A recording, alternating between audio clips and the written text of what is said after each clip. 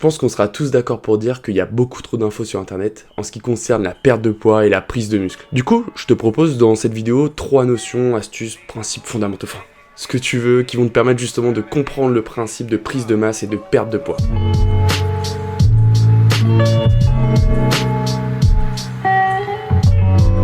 Et pour commencer, je pense qu'il est important de parler du plus important, c'est-à-dire la balance calorique. Alors, qu'est-ce que c'est la balance calorique? La balance calorique, en fait, c'est le rapport entre le nombre de calories que tu vas ingérer dans une journée et le nombre de calories que tu vas, du coup, dépenser dans une journée. Il faut savoir que chaque rapport calorique est différent en fonction des personnes. Et du coup, ça dépend de ta taille, de ton poids, de ta corpulence, enfin tout, de plein de choses, de ton travail aussi, de ton activité physique, etc. Et en fonction de ça, tu vas avoir une balance calorique qui va varier. Alors, faut savoir que tu as des formules savantes qui vont te permettre justement de savoir quelle est à peu près ta balance calorique. Si t'es flemmard comme moi, mec, te prends pas la tête, va sur internet, tu tapes balance calorique, calcul, t'auras tout ce qu'il faut, genre je te mets quelques liens en description pour savoir à peu près, mais ça va te donner une ordre d'idée sur ta balance calorique et ce qu'il faut que tu fasses ou non en fonction de celle-ci. Du coup, concrètement, ta balance calorique, elle va expliquer pourquoi tu prends du poids ou pourquoi tu n'en prends pas, ou pourquoi tu perds tout simplement, ou pourquoi tu stagnes. En fait, elle va tout te dire. Elle va surtout te permettre de comprendre justement les mauvaises choses, etc. Et du coup, tu vas te dire, ok, je dois réorienter mon alimentation ou non. Parce qu'il y a des cas un peu variables, c'est-à-dire que même si, par exemple, tu as un corps qui élimine naturellement rapidement,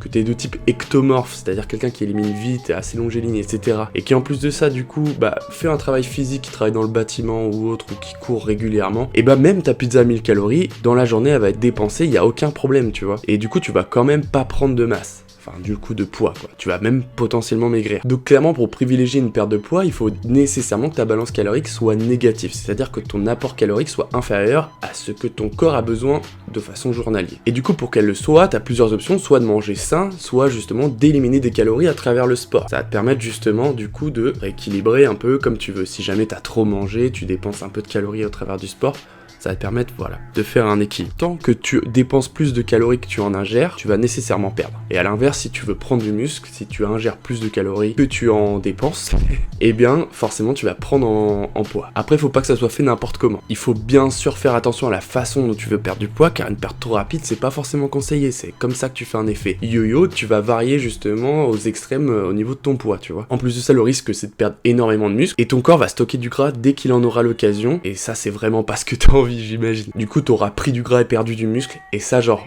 personne veut de ça, quoi. Alors je pense qu'une méthode assez agressive mais efficace serait de réduire ton apport calorique d'à peu près 20% comparé à ta balance calorique naturelle de base. Parce qu'au-delà de ça, en fait, tu vas commencer réellement à sentir la faim, à être fatigué, énervé et tout, et genre c'est infernal, quoi. Sans rentrer dans les détails, si t'arrives à entretenir une quantité de protéines suffisamment importante, c'est-à-dire 1,5 g à 2 g de protéines par poids de corps, t'arriveras potentiellement à entretenir justement ta masse musculaire, même à la développer pendant justement que t'essayes de perdre du poids. C'est-à-dire que tu vas réussir à entretenir et à maintenir ta masse musculaire et à perdre du gras si jamais t'arrives à faire baisser ta balance calorique justement sur ces fameux 20%. En ce qui me concerne, l'objectif dans la musculation pour moi c'était vraiment de réduire le pourcentage de masse grasse que j'avais pour que j'ai un corps le plus dessiné possible. Et du coup en variant avec la balance calorique et le respect des grammes, des protéines par poids de corps, normalement tu vas bien t'en sortir.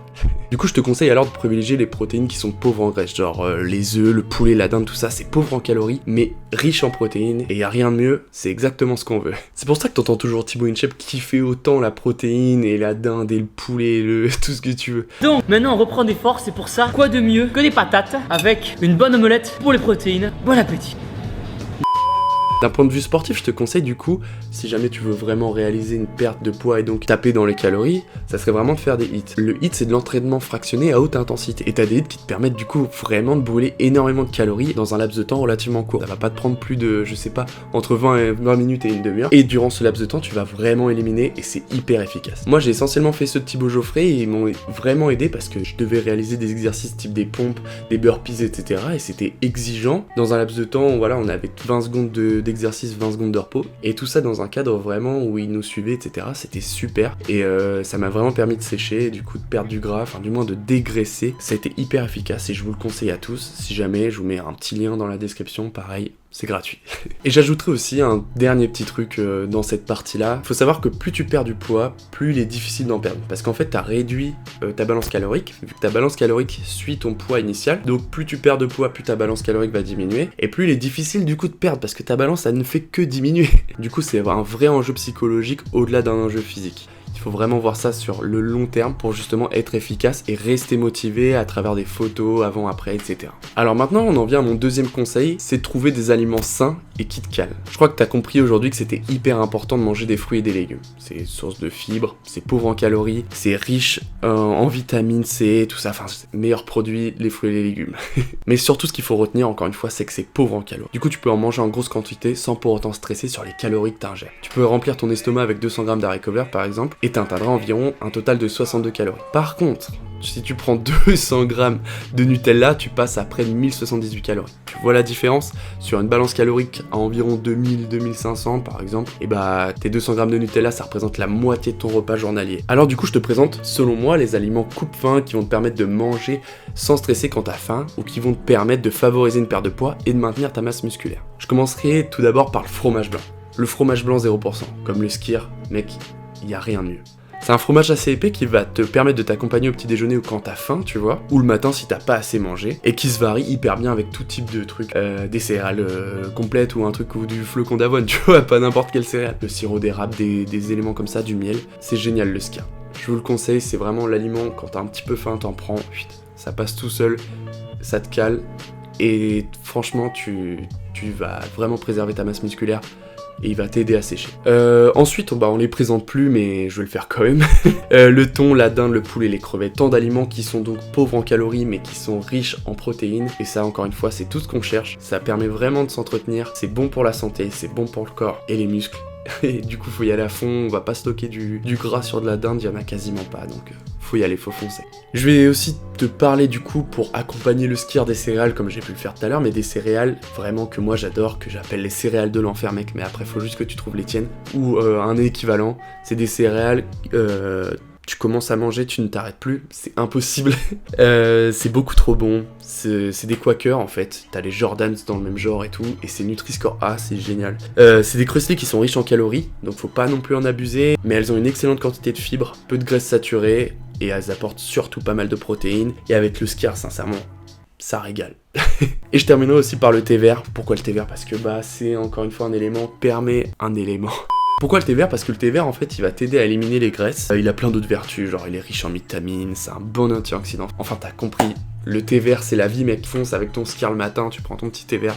Rien de mieux, puis même l'après-midi, quand tu veux, t'as du thé vert, t'en prends. Et en troisième conseil, du coup, je te dirais de faire des cheat meals intelligents. Je sais que t'es en perte de poids, tu rêves d'un seul truc, c'est d'aller défoncer le McDo du coin, enfin le McDo, Burger King, tout ce que tu veux. Ça reste faisable, et honnêtement, ça se comprend. Et si t'as envie de le faire, tu le fais, faut pas te priver. Mais néanmoins, si t'arrives à prendre autant de plaisir à te faire toi-même tes propres burgers avec du pain complet, du fromage allégé, des frites de patates douces, du steak haché 5%, bah écoute, tu vas préserver ton corps d'un cheat meal bien pire que si tu l'avais fait, tu vois, au McDo. Du coup, l'objectif, c'est focalise-toi sur ce que tu veux vraiment, sur ce que tu veux faire. Si jamais t'as vraiment envie de craquer, mec, bah tu craques, tu te fais plaisir et au contraire, tant mieux. Mais si par contre, à côté, tu culpabilises après un cheat meal et tout, fais toi-même tes propres cheat meals et fais en sorte qu'ils soient hyper intelligents. Renseigne-toi sur les aliments qui sont bien ou non pour ta santé et pour tes muscles. Et en fonction de ça, tu t'adaptes sur tes cheat meals. Et quand je parle de cheat meal intelligent, j'entends par là aussi d'essayer de limiter ta quantité de cheat meal. Genre, essaye vraiment de limiter par 1 ou 2 cheat meals par semaine. Ça reste raisonnable, ça va te permettre de te faire du bien. Mais au-delà de ça, après, tu vas plus du tout frustrer ton corps et du coup, tu quittes complètement l'objectif initial qui est de justement le frustrer à travers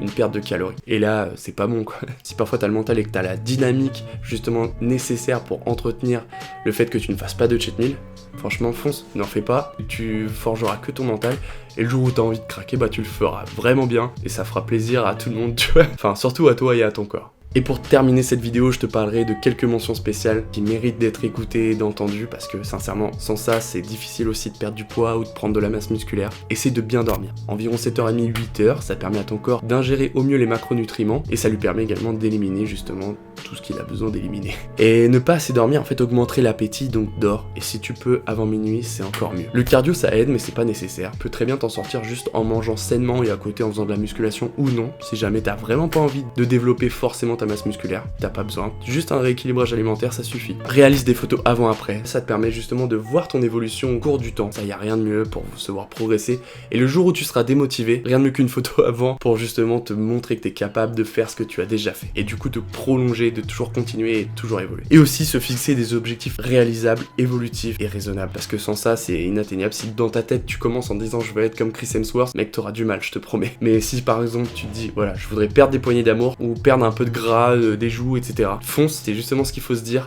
Faut pas partir trop haut, sinon c'est inatteignable. Et en fait, c'est une course contre soi-même. La perte de poids ou la prise de muscle, c'est une course contre soi-même. Ça ne regarde que vous et vous devez vraiment vous comparer à ce que vous étiez de base. Et c'est ça qui va vous motiver et toujours continuer à trouver l'inspiration pour se lever et se dire ok, je vais aller charbonner, je vais aller pousser 80 kilos, développer plus coucher, je sais pas. Donc c'est ça, faut vraiment retenir que c'est une course contre soi-même, que vous êtes déjà sur la bonne voie. Si vous vous renseignez, c'est que vous avez vraiment envie. Continuez, surtout ne lâchez rien, c'est au top.